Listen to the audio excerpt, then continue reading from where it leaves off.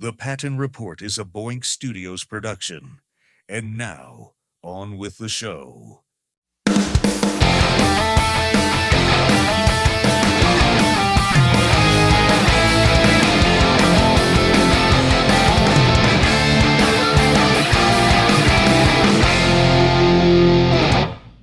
Welcome back to the Patton Report.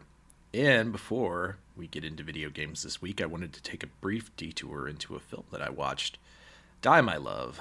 Die My Love is a psychological drama directed by Lynn Ramsey, starring Jennifer Lawrence and Robert Pattinson, adapted from the Ariana Harwick's novel. The film follows a couple who relocate to a rural home after the birth of their child, where what should be a quiet reset instead becomes an intense psychological unraveling. The story is largely anchored to Jennifer Lawrence's character Grace, and the film places the audience directly inside her emotion and mental state. Ramsey doesn't explain why Grace is feeling the way she's feeling. She immerses you in it. The visuals are often disorienting, the sound design is intrusive, and the pacing deliberately uncomfortable. This movie is not interested in reassurance. Critical response to Die My Love has been strongly polarized, but Lawrence's performance has been widely praised as a fearless and physically committed, and many critics calling it one of the most demanding roles of her career. The film itself, however, has split audiences. Some see it as a powerful exploration of identity, motherhood, isolation, and emotional collapse. Others find it opaque, fragmented, or emotionally exhausting. And that divide feels intentional. Die My Love is not trying to be likable, in my opinion. It's trying to be honest, or at least subjectively honest. It's the kind of film that lingers not because you enjoyed it, but because it unsettled you, which is exactly what I came away feeling after I watched it. It's Jennifer Lawrence's performance is so strong in it that she really does carry the film, even though there are some other great actors in the film itself. But it's one of those ones, it's such a slow burn and kind of disturbing in the way I consumed it. And I'm sitting there watching it, and I'm like, do I like this? And that's always a tough question, right? Like when you're watching something like that. And after a few days, it's kind of set with me. I've been thinking about it a lot more. So it's one that I would recommend if anyone out there is looking for something to watch over this holiday. Give it a shot. You might hate it. The reviews are pretty split, but what I will say is you will be impressed by Jennifer Lawrence's commitment to the character. And if you're a guy out there who's a fan of Jennifer Lawrence as someone you think is attractive, then this movie probably goes a long way for that as well. There's a lot of weird sex scenes with Jennifer Lawrence throughout this film. That's another thing I will say and warn you about if you're kind of sensitive to that kind of stuff. It's pretty brutal telling of this character and everything that she's going on. Today, before we get deep dive into the two games we're going to be talking about, which is Winter Burrow and Fable, I want to make a quick note on Fable, the past, present, and what's coming.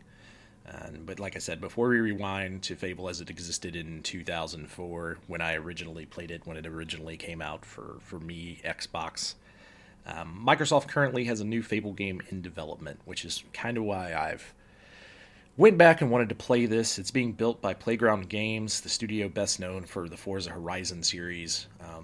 It's not going to be a remaster. It is a full reboot or reimagining of the franchise once again and set in Albion. The game was originally expected sooner, but Xbox has since confirmed it's been delayed into 2026, which feels weird to say. Happy New Year, everyone out there listening, by the way. Officially, the reason is polish, giving the team more time to refine systems, tone, and presentation. Beyond that, details remain scarce. What's been shown suggests visually ambitious, modern take on the series that still leans into humor and fairy tale identity that made Fable memorable. There's been ongoing speculation within the community about a possible remaster or collection of the games ahead of this new release. As of now, nothing like that's been officially announced, so if you want to go play Fable, the best way I've found to do that is through the Anniversary Edition, which I've recently been replaying, and we'll talk a little bit about through this show, as I've almost finished it again. This kind of makes it a perfect moment to go backwards and talk about Fable, as well as a game that I played recently kind of alongside of it because I've been playing both of these two games, Fable and Winter Burrow, which is a cool game in itself, and we'll get into that more a little later. But because Fable, the original, is a game remembered as much for what it promised as what it actually delivered, I thought it would be a good time just to talk about it.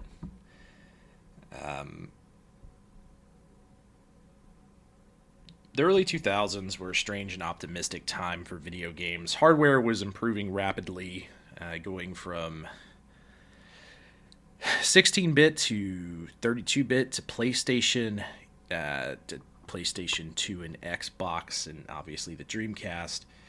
The internet was starting to amplify developer voices, and publishers were beginning to realize the power of selling the idea of a game before it shipped, and sometimes overselling that idea. At the center of this was Peter Molyneux, a developer famous for imagination, innovation, and a tendency to speak hypotheticals that sounded like guarantees. When Fable was first unveiled, it wasn't just an RPG, it was pitched as a life simulator in a fantasy world. You wouldn't just play as a hero, you would actually become one. Your character would age, your appearance would change based on morality, the world would remember your actions, NPCs would fear you, love you, or whisper about your legends. This wasn't marketing, it felt like the truth, like a manifestation of what was to come for this game. Released in 2004 for the original Xbox, Fable drops players into the world of Albion, a fairy tale land of forest, villages, guilds, and monsters. You begin as a child. Your village is attacked, your family is destroyed, and you're taken to the Heroes Guild where destiny awaits. From the start, Fable distinguishes itself not through scale but through tone. Albion isn't gritty high fantasy, it's playful, it's theatrical, it's British in the most specific ways possible, lots of Monty Python humor. There is a fart button in the game, for instance, is one of your emotions and things that you can do. Villagers gossip, guards crack jokes, demons speak in riddles, and the music's soft strings and woodwinds give the entire game almost a storybook quality to what you're playing. It feels like a legend is being told rather than a war being fought. Fable's defining mechanic is its morality system, which is the big thing that was preached, how your character would change based on your actions throughout the game. Good deeds make you glow. If you get to a high enough level, you'll actually gain a halo, which is where my current character is sitting in the game. Twist your appearance. Evil deeds twist your appearance. Horns grow, flies buzz, NPCs react accordingly. You basically become disgusting to them as this evil, terrible person. The clothing affects that, what kind of armor you're wearing, what's your nickname that you choose throughout the game. It all affects on paper. It was very revolutionary for what was preached and what was kind of thought. In practice, it was very, very simplified, much more simplified than what was actually released in 2004. The choices were often very binary, so just on off, no shades of gray. Good was very good, evil was very evil, and yet, despite its lack of nuance, the system worked emotionally. For many players, this was the first time a game visually reflected their behavior. So you actually get to see the changes in the world and the changes to your character itself. The hero didn't just gain stats, they gained presence, and that presence went over to the overland and everything that you were doing in the game. You could walk into a town and feel known. That illusion, even if imperfect, was very powerful for its time. But here's the truth about all of that, and the truth about Fable itself in its release in 2004. It did not deliver on everything it promised. Systems were shallower than described. The world wasn't as reactive as imagined. Many mechanics were scaled back and simplified, and the game was just incredibly easy. You can finish this game. If you just want to finish the main story, you should be able to truck through that thing in 8 hours or so. My current gameplay right now, with owning pretty much every property in the game, completing most of the good side quests so far, I think I'm 11 hours in, and I've just went through the arena and one of the last areas that you unlock. So that kind of shows where it's at in the game, and that is not playing through it very fast. That's a lot of remembering things.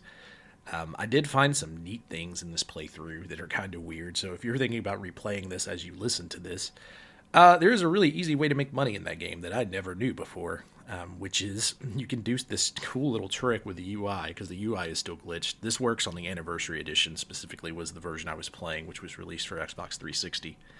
And you can play with backwards compatibility. It's actually on Game Pass, so if you have Game Pass and an Xbox One, you should be able to play this.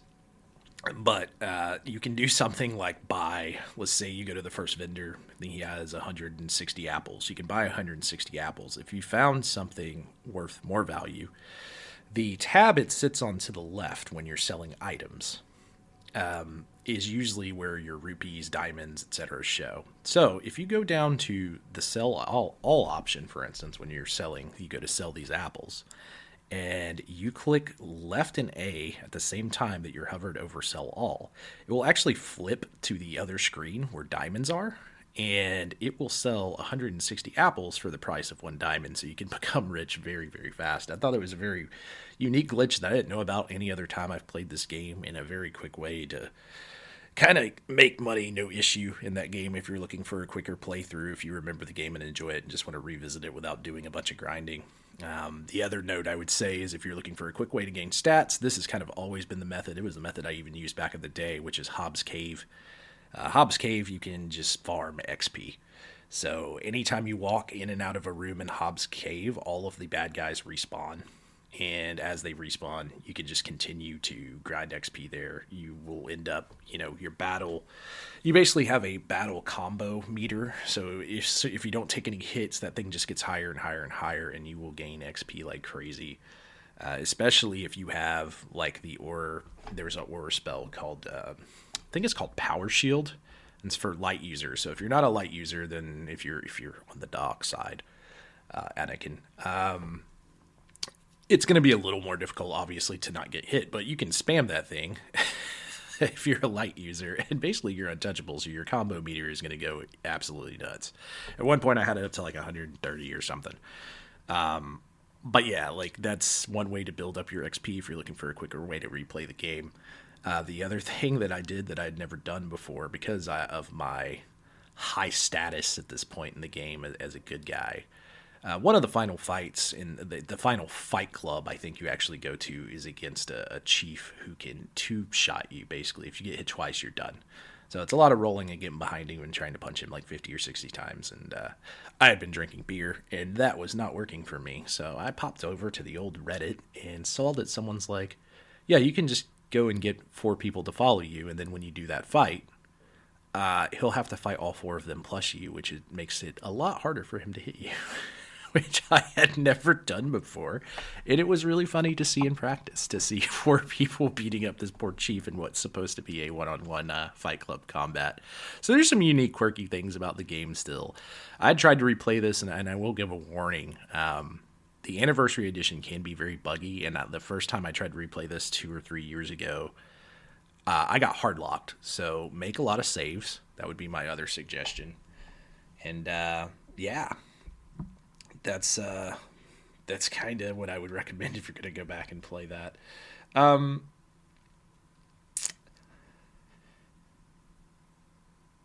Let's get into the next game. We talked about, well, before we do that, let's just kind of wrap it up with Fable here. I'm sorry. What it lacked in complexity, it made up for with its identity. It has its charm, its humor, has heart, first and foremost, and it did spawn 2 other sequels. I know a lot of people like Fable 2 the best. I'm still a sucker for Fable 1 because I loved it so much the first time I played it. Even with all of its shortcomings, it was still a really, really fun story and a fun game. And perhaps, most importantly, it made players feel like the hero of a personal story, not just a character moving through quests. And it was the first time I really felt that way. I played Final Fantasy VII and other action RPGs. But Fable was kind of its own unique thing in history, its own unique game. I don't really think there's anything like that. I mean, like, Ocarina of Time is a wonderful, wonderful, wonderful game, but it's not like Fable. You do see link age over time throughout the game and stuff like that. But like as far as the story and what you're getting out of it, it didn't have the same feel as Fable. Where Fable, you kind of felt like you were. It's kind of you can't really say playing a movie because this is 2004, but it did have a different feel than any other video game I'd played before. And let's talk about the other game that I played over the holidays, which is Winter Burrow. It's kind of a big shift completely here. There's no grand promises in this game, no legendary hero, no destiny, just snow. Winter's Burrow is a small, quiet survival game where you play as a tiny creature, a little mouse returning to a ruined childhood home in the dead of winter. The goal isn't conquest, it's survival and restoration of your home. You gather sticks, you knit clothes, you cook meals, you fix your burrow room by room. The threat isn't monsters as much as it's just cold hunger and exhaustion and how you manage those things. The game isn't super punishing on this. It can be stressful at times, but it is not a game that's just going to completely destroy you for sure. Winter Burrow is all about systems that kind of slow you down. So every action that you do in the game is going to cost warmth. Every trip into the snow requires planning, how far you're going to go, having enough food with you, making sure you have the right gear on. And you can't rush and just grind the game infinitely. It's not that kind of survival game where you can just stack and stack and stack and stack and just have all the resources at your hands. You got to be very deliberate in what you're trying to accomplish. So the game kind of teaches you patience, not through punishment, but the constant sense of, oh man, I got to get back before I freeze to death. It's definitely through vulnerability. You're just a small mouse. The world's very cold, and safety is something you build, not something you conquer. And it's survival, but it's a survival game that's not as aggressive. I would consider it more of like a comfy survival game.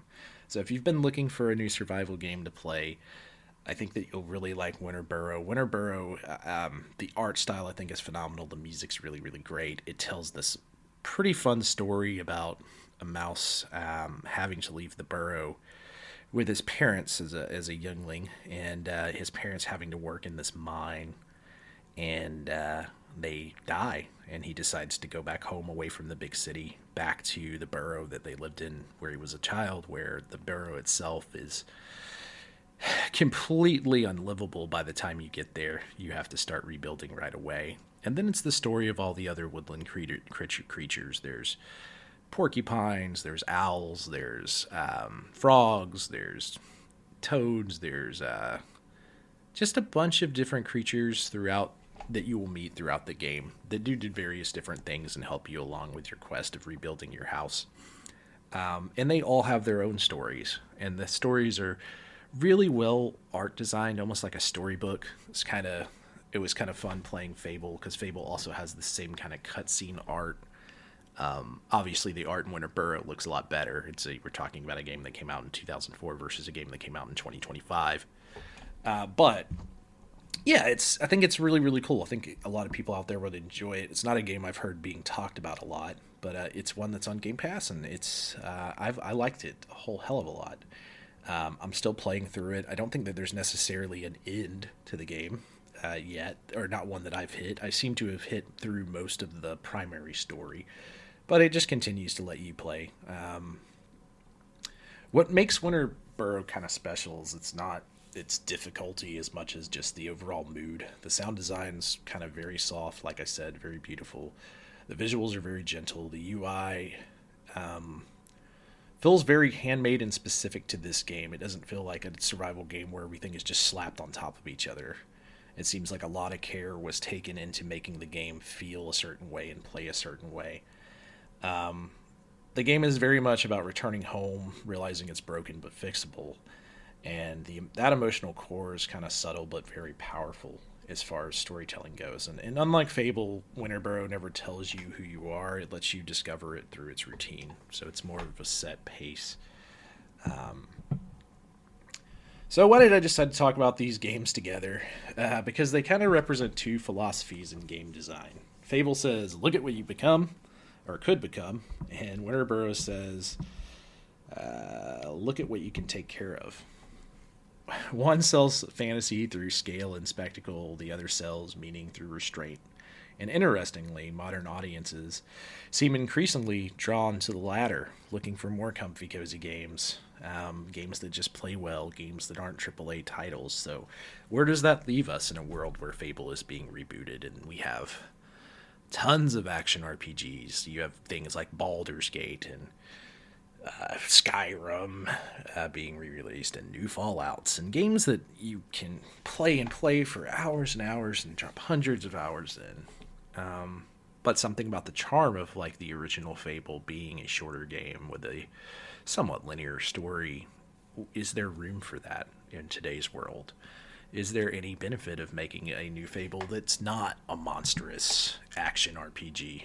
Does it need to be hundreds of hours long, or can it be something more similar to like a Yakuza 0 that's in the 20-30 hour range but still gives you a brilliant story and lets you kind of play around in a sandbox, but not to the same extent as something like Baldur's Gate? Fable is very much remembered and very much loved. Winter Burrow, I think, is felt. Fable kind of lives on for me in nostalgia, whereas Winter Burrow is kind of in its own moment. And neither approach is better.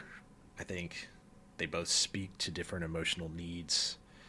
Sometimes we want legends, sometimes we want warmth, which is kind of what Winter Burrow provides you, which is funny because most of the game is spent in the cold. Fable taught a generation of players to dream about what games could be and what games could become, and to some extent we've seen that come to fruition over these years with all of the different action RPGs that came out following it. Whereas Winter Burrow reminds us the games don't have to promise the world, they just have to mean something and play very, very good. Big or small, loud or quiet, heroic or humble, this has been the Patton Report. And sometimes the most important quest is just making it through the winter. Happy New Year's, everyone.